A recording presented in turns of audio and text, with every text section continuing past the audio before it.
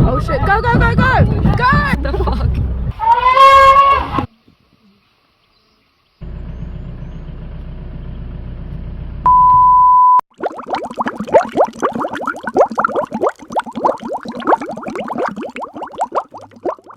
Hi guys, welcome back to my channel. Thank you so much for tuning in. Today I'm watching this video. This is part 2 of my volunteering with animals in Sri Lanka video series. The last video was me volunteering with street dogs and turtles down south in Sri Lanka. This video is going to be dedicated to elephant conservation in the north. This place that I am in is called Wasgamuwa National Park. It is beautiful. There are so many incredible animals here. This is the field house that we stayed in. When I was volunteering here, there was about 15 of us. Pretty basic accommodation, I'm not gonna lie. There was no aircon. The rooms were pretty much open to the elements, but it was such a humbling experience, and the best part about it was the viewpoint that we had that was right next door. This is just incredible. Full highlight of the entire experience. Hey guys, we've just had our very first morning here. I honestly cannot describe to you what I am seeing like right in front of me. Like, this view is just probably one of the best views I think I've ever seen in my entire life. Guys, just like incredible. I can't really get over it. And apparently there are often elephants swimming in this in the morning. You can actually see at the minute that there's people fishing. I don't know if you can see that. I can't really see the phone screen, it's so bright right now. We split up into 2 groups and we went around the local village. I think one group went to one village and we went to another one, and we have this survey. It's basically like data collecting. We asked like the locals some questions all about their last encounter with an elephant, what was the nature of it and what happened and stuff. There's quite a bad conflict between the locals and the elephants because in, I think it was the 70s, this area that we're in was elephant country, and then there was a government scheme to try and turn this area more agricultural. So then they moved a bunch of people in, but they moved them into where all the elephants are. Very high elephant population. Basically the elephants obviously didn't like how they were moving people into their land. The elephants were killing people and the humans are killing the elephants, and apparently the elephants in this area kill, oh my god, I can literally just see a bald eagle. Oh my god guys, there's literally a bald eagle right there. This place is insane. So yeah, the elephants do actually kill, it was 70 to 80 people per year, and 300 elephants get killed per year. So there's definitely quite a big problem. What the program that I'm with has done is they've set up electric fences. They do things called citrus fences as well, which is orange trees, because elephants apparently really don't like fruit. We're also trying to talk to the people and help the people and give them better lives so that they aren't as desperate, so they are less likely to kill the elephants, which I think is really cool that they do both the human and the elephant stuff. This is probably the closest I've ever been to actual poverty. Like, the people here are extremely poor. I'm definitely learning a lot out here, I would say. This is what a typical Sri Lankan garden would look like. Obviously, I didn't really want to film inside people's houses because I felt like it was a bit rude, but the houses were usually very humble, very small, really not that many belongings in there, but usually the most beautiful gardens, and so many different fruits like jackfruit, peppercorns, so many different species of birds and lizards, like just like a complete nature haven. But definitely not much money. I would definitely say that a lot of the people here that I worked with were in complete poverty, but they still would always offer us biscuits and tea, and they were the nicest people ever. So this is basically the data sheet that we got them to fill out, where the incident happened, how bad the damage was, what the situation of the person is, how much money they normally earn, how much money was lost through the damage, did they get compensation, things like that. This is basically just so they have record of how bad the conflict is, to see how much of an impact their program is making, so they can also pitch it to the government and things like that, so they can prove that their methods are actually working, basically. As well as data collecting, we also got to do quite a lot of what's called elephant observation, where you literally just go drive into the wild and you just sit and observe the elephants. And you can also collect data on them as well. Like, we did have some forms that we had to fill out, but mostly it was just to observe them, really, track their story and see who is around. Here, this was one of the coolest moments ever. You'll see in a second that a little boy with a little tusk poking out, if you guys saw that, just walks through. It was such a special moment when things like this happen.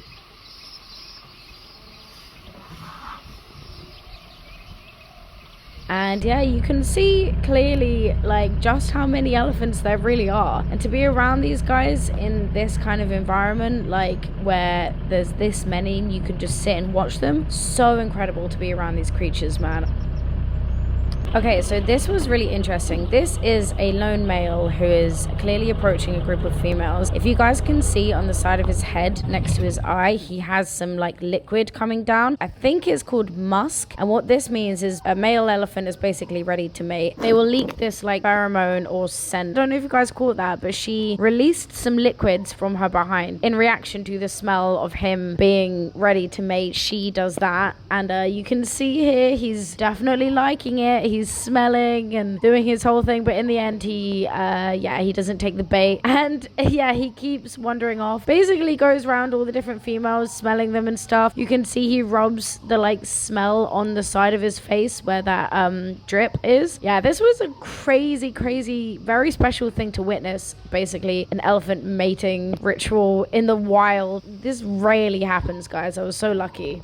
He's just broken all their hearts. So as well as doing elephant observation and tracking the movements of the elephants, we were also tracking different species in the area. For example, this is butterfly observation, data collecting the different species that are around, how many there are in a certain radius, and just collecting basically all the information of the local wildlife. We also taught some of the kids some English, which was such a humbling experience in the local school nearby.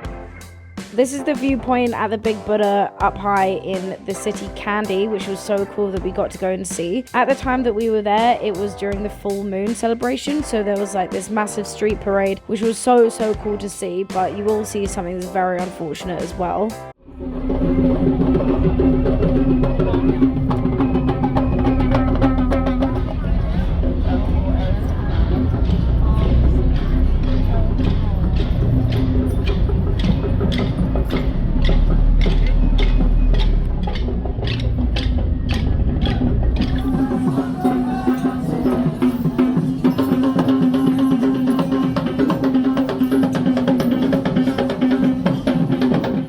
I think the thing that made me the most sad about these videos is how loud it is, and elephants are so noise sensitive. They must have genuinely been so scared of all the noise.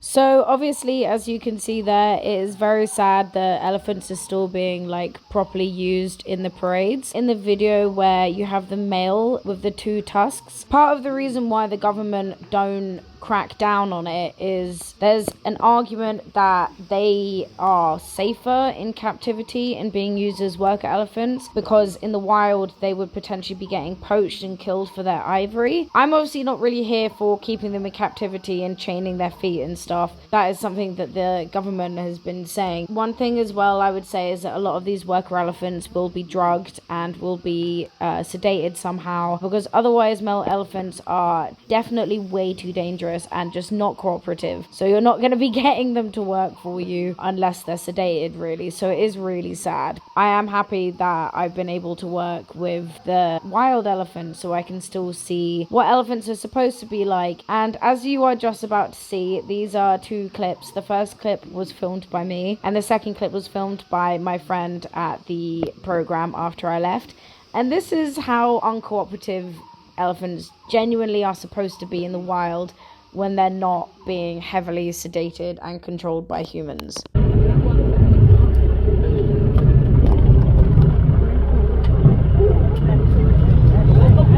Oh shit, go, go, go, go! Go! Ah! Guys! What the fuck? I got that on video. Oh my days. In that video? I got that on video. Oh my god, my life just flashed. Yeah, mate.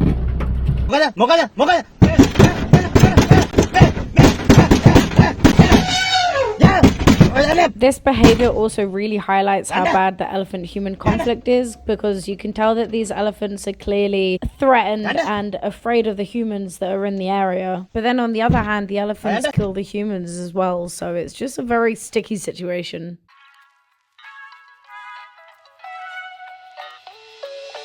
Alright, so welcome to maybe not the prettiest part of elephant conservation. This is something that we had to do called dung washing. If you're a bit squeamish, maybe you don't want to look here, but in all honesty, like, elephant dung is just kind of like compost, like, it's not really that bad. What we had to do here basically is we would collect dung from certain sites, write down where it was, and we would go through it and pick out all of the different seeds in there, write down what seeds they were, what the area they were in were, just to kind of record what the elephants were eating and to see how many were stealing food from the humans or how many were eating naturally outside. All in all, this was one of the most incredible life experiences ever. I had so much fun. I met literally the most amazing people ever. So I had to leave my mark.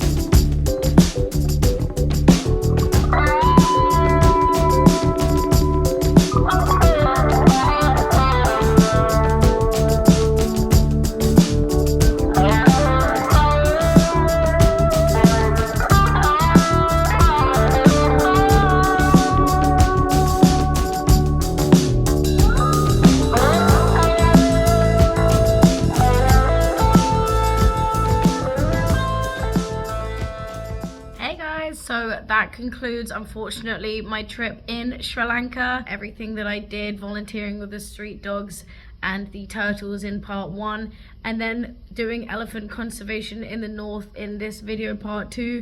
If you've enjoyed this video, please hit the like button and subscribe to my channel, comment, anything. Every little helps when you're a small channel trying to build. I really hope that you guys enjoy this travel content. I personally really love making these kind of videos. I've learned so much being in this country and working with some of the most vulnerable members of the country, which is inevitably always the animals, and I've definitely become very humbled, especially by the people as well. Sri Lanka as a country has been through so much. The civil war, the tsunami, these people have been through a lot, and considering that, they're actually still extremely happy and humble people, and I think there's definitely something that a lot of us can learn from that.